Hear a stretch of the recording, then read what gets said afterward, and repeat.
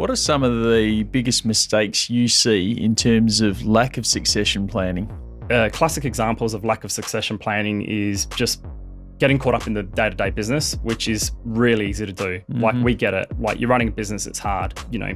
Thinking about retirement can be daunting.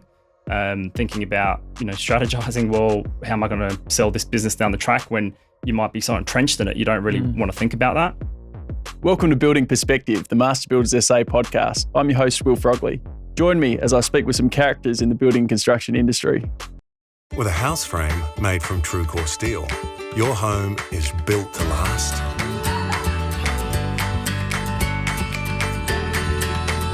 Choose the inner strength of true core steel.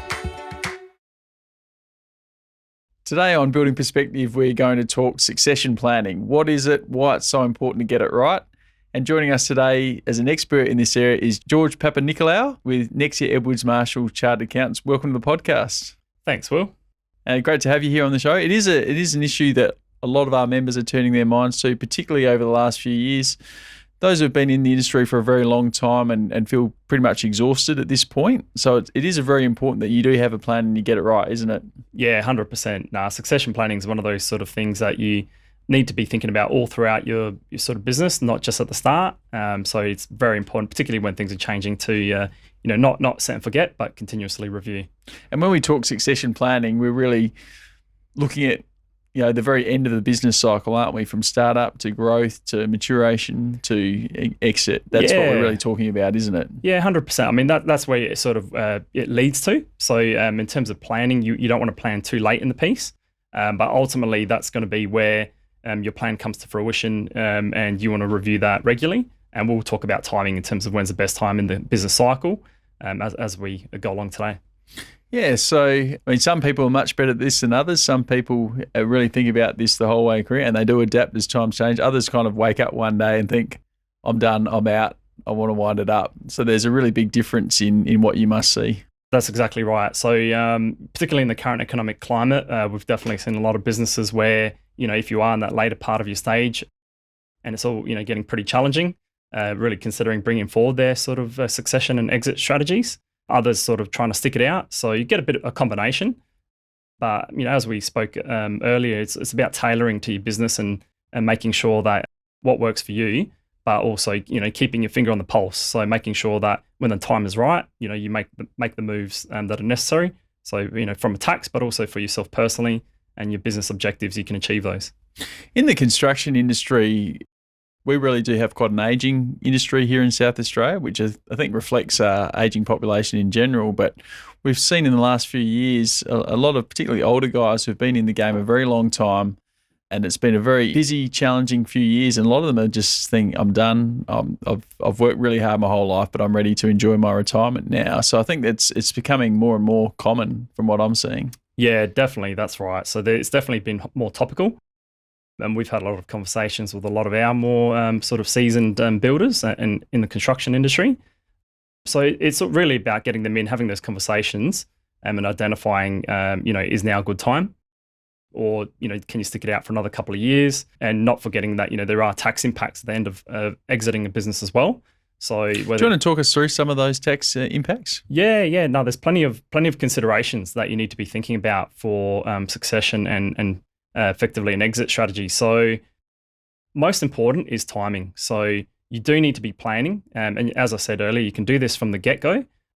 From the time you set up a business all the way through, you can think about, what might it look like when I exit? So if it's at the beginning, you might think about the perfect structure. And we don't always set up the perfect structure in business. So we can adapt as the business grows, so can the structure. So from an exit point of view, you can plan and say, right, well, if I've got a company, and then later I can transition and sell some shares, potentially through some different strategies, we can implement that. But in terms of timing, that can sort of progress as you go along. So there's no infinite or definite timeline, but planning is important. Other considerations involve, you might be thinking about what will the business assets, look like, and when would be a good time to sell. So you need to think about, do you get a business health check? So with your advisors, checking, are there any adjustments that need to be made? Do I need to get valuations? Due diligence is another sort of area where that all comes into play. So during doing your due diligence is ensuring that you've got everything ready to go. So when you're ready to sell or transition the business, you can do it in the most tax effective manner. So there's probably some of the sort of initial considerations you need to think about. There's lots of legal and tax as well. So, if you're going to transition a business to exit, you might think about shareholder agreements and partnership agreements, particularly if you're bringing in new owners. So not discounting that, because that can be an important part of exiting. And there are a number of different strategies. So we probably haven't touched on all the different strategies of exit, but you've got different opportunities. So you can do a family succession, for example, which might be bringing in the next generation and bring in the family. Very common in our industry. Yeah. Very common. So you might have them already in the business and then having honest conversations with your children or the family and saying, right, how are we going to do this in terms of a timing perspective? What does it entail? And from a financial perspective, where would the finance come from? There's all sorts of different options like vendor finance and other opportunities there. Other strategies also is obviously selling a business. So you might be able to sell the assets or the shares of a business. There's also employee transition, so employee share schemes, which effectively is a great strategy when you're dealing with succession planning, because not only does it give you the opportunity to get key personnel within a business into maybe your succession plan to take over, but you can use that as a strategy for staff retention. So we all know that in the current climate, keeping good staff is really, really tricky with businesses. You can plan your succession effectively with good staff. If you plan to say, sell some shares over time, you can do that in small parcels. The beauty of doing this is you can effectively pass on a business. So if you've got a company, to key staff who are willing to take over the business over time, and you can set some parameters, so KPIs, so that those staff know that there's performance criteria to be met. And if they meet that, they'll get the reward of, say, some shares in the business. And this doesn't happen overnight. So you need to have honest conversations with those staff and with management or the owners of the business. But by doing that, you can effectively get them involved in the business and do that succession over a time period. And giving up shares in a business doesn't mean you're giving up control. You can still own majority control in that business. So that's another great sort of strategy to implement succession over time. Yeah, I really agree with that. I think that kind of setup will attract people who like having skin in the game and will ultimately motivate them to, be a strong contributor to the business. Yeah, exactly right. So no, that's very, very useful strategy. And then obviously, if you're not looking at selling the business or transitioning on, the final sort of option with exiting a business is, of course, just winding it up. So that's sort of effectively selling all the assets, paying off all your debts, collecting all your debtors, and then just deregistering your business effectively. So, but whichever option you choose, planning's involved, because when you get to the end, there's tax consequences, and you can get the business ready over time to minimize tax. So really important consideration is, even if you are sort of, you had enough and you said, maybe I'm just going to wind up at the end of this financial year, best to meet with your advisors and find out, well, what's the best game plan so that we can minimize tax? Because ultimately, no matter which succession path you pick or exit strategy, the goals are you want to maximize your net wealth, minimize taxation, and you've probably built up some brand and reputation that comes with leaving a legacy. So you might want to pass that on, pass the baton to the next generation, and you want to see that go smoothly. So they're the three main considerations. Doesn't matter, what kind of business you run, you always want to be thinking about these sort of aspects. Here's a question for you. So in our industry, there's a lot of businesses who the business name is named after them. It might be Frogley Constructions or whatever. Let's say if I'm selling the Frogley Constructions to someone else, what do we need to think about there? Someone, I might have built up that name over many years, so that's got a lot of appeal, but someone coming in doesn't obviously have that same connection with the name. Is that something you see, and what's your advice there? Yeah, look, that can often happen where you have someone's family name vested in the business, which is associated with the brand reputation and goodwill. Mm-hmm. So if you're going to be, depending on how the transition occurs, so if it's family, it's probably a little bit easier. You might continue that name on to the next generation. If you're selling that business to a completely separate family or third party, they can keep the name. There's no doubt about it, because you've got that trust that comes with name. So you might come, and when you sell the registered business, if the name is registered to the business, you can pass that on as well. So there's no issues there. It's really a matter of understanding what does the new business owner want to do? Have they come with their own business? Is it more of an acquisition? And will they implement, a transition period where they take over that name? And often we can see some businesses will just change the name, straight away. Others will do it over a couple of years or a few years, so that there's that trust built that this new business owner knows what they're doing. Mm-hmm. They treat their customers in the same manner. And then they understand, right, well, eventually that transition happens as a change in name. It's fine. That's part of the plan. But that's what it's all about, is creating a plan and sticking to it and communicating openly with not just all your employees and staff, but also, your suppliers and your customers. Because I think if you're transparent, then you sort of transition the name as we speak. So there is planning involved, but it can be done. Thanks for that. Good advice. Many people in our industry, many people like to invest in property. So here's a question for you. Let's say I'm a business owner and I own my office or headquarters or whatever, and I'm wanting to shut down the business, but I might think I might want to hang on to that asset and rent it out to someone else. Is that a good thing to do? Is there tax implications? What advice can you provide for a situation like that?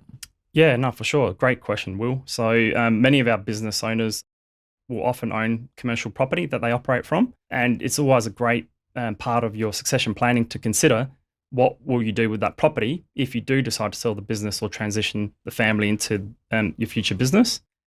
There's different structures that you can own property in. So we'll just touch on a couple of those quickly. Won't go into too much depth because it can be a whole topic in itself.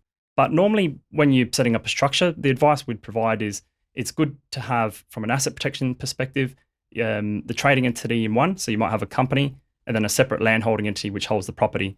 So if that's your commercial premises, the business will pay rent to that entity, which effectively might be through a trust or a company, and then tax will be paid accordingly. When you get down the track and you want to sell that business, whether it's held in the trading entity or separate entity, you can think about, well, if the new business owner just wants to purchase the business and I want to keep the property, there's a number of options that you can do this tax effectively and to provide flexibility. So you've got what's called a family discretionary trust. It's a great source of being able to hold property and be able to, if it's positively geared, effectively distribute some of the income or profit for the year to family members. So it might be the business owner and he has a spouse and adult children. They can disperse that income and the trustee makes the decision as to who receives that income every year. So that provides flexibility and also can reduce tax. But I just wanted to raise today that there's another option. So that's the use of self-managed super funds, which is a great part of any business's succession planning. Should always consider superannuation, whether it's through a self-managed super fund or retail fund. But the way you can use a self-managed super fund with property is brilliant. So there's good tax planning opportunities. The benefits of a self-managed super fund are that there's good tax minimisation. So you're paying tax whilst you're in accumulation phase, which means before retirement, tax on any earnings. So that's rent. So if the property is owned in the self-managed fund and you're renting it, is capped at 15%. Whereas a corporate's 25 to 30% and individuals can pay at 47%, for example. Very significant savings there. Yeah. It's a big difference. Yeah. So, that's stage one. Stage two is then that property, once you reach retirement age, so you get into pension phase, they call it, that asset effectively becomes almost tax-free. So all the earnings, if you keep renting it to the business, who might be the new business owner now, but you get the rental income, actually become tax-free. So all those earnings are tax-free. And if you sell that property in the future, that's potentially also tax-free, no capital gains tax. What a massive benefit, yeah. Yeah, so there's huge benefits. I'll just add a little disclaimer there that if you're going to look at setting up a self-managed super fund, you do need to get financial advice and seek appropriate tax advice. There are some limitations in terms of how you can finance the property. So with finance and debt in a self-managed super fund, it's very strict regulations. So there are a few sort of hurdles, but they're nothing too drastic. You just need to make sure you get the right advice to set it up correctly. And I guess the beauty is that once you've set up the property being held in a self-managed super fund, great from a tax perspective, also quite flexible for your future succession. So, whether that be while you're still living or when you pass to your estate, you've got that ability to transfer that property in the future to, maybe the family, the next generation might want to take it on in one of their entities. And South Australia, we do have to remember stamp duty on commercial property transfers at the moment is exempt. That's right. And there's still a 1% LTO transfer fee, but stamp duty itself is exempt on commercial transfers. So it's great move. I think it was Coots and Tonus when he was treasurer that brought that change in. Yeah, the government passed it through, and I think it is great when we compare ourselves to Victoria at the moment or the eastern states. Doing business here in South Australia, I know we get criticised a lot for some tax measures, but from a state tax perspective, from a stamp duty point of view, it does give flexibility, and we've seen that through a number of large commercial transactions that have occurred since those changes were legislated. So there's merit to that and good planning opportunity. We do, of course, have to think about there's other tax implications like capital gains tax. Mm-hmm. So don't go and transfer a property without seeking advice first. But there are small business concessions available for rollovers and transfers to make a transfer of a property, for example, possible. So if you are considering this as part of your succession planning, speak to your accountant, or you're more than welcome to chat to us if you've got any questions, and we can give you some information as to how you can go about that. But yeah, self-managed super funds is a great vehicle for part of your succession, retirement plan, and exit strategy.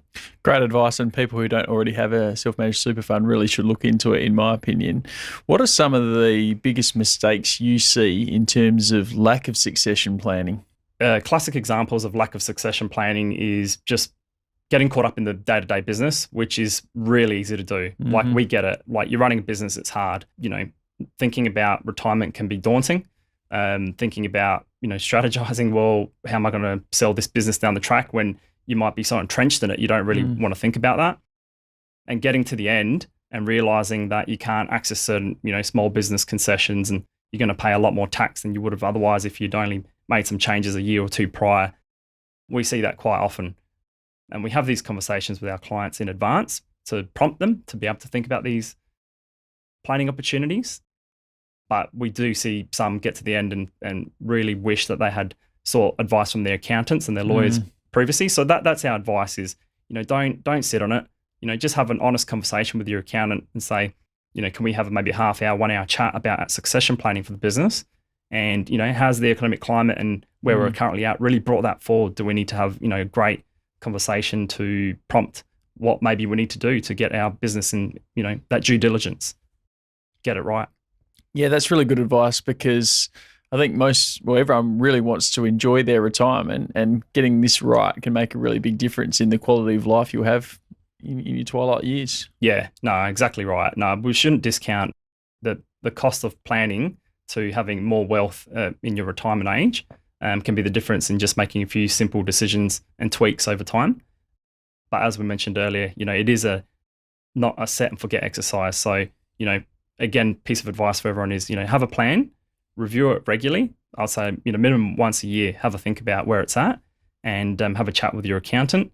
And normally around tax planning time is a good time with accountants. So between April to May, best time to have your conversations with your accountants about all things tax planning, estate planning, and succession, because it's a time that accountants are really receptive to business owners and can be a little bit of a quieter time depending on tax lodgements. But, as accountants, we love helping our clients, succeed during business, but also at the end, seeing them succeed and get the most out of that exit.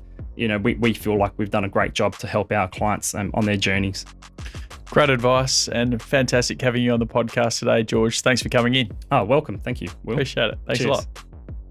Thanks for joining me on Building Perspective. For more information on Master Builders or our guests, please visit our website at mbasa.com.au.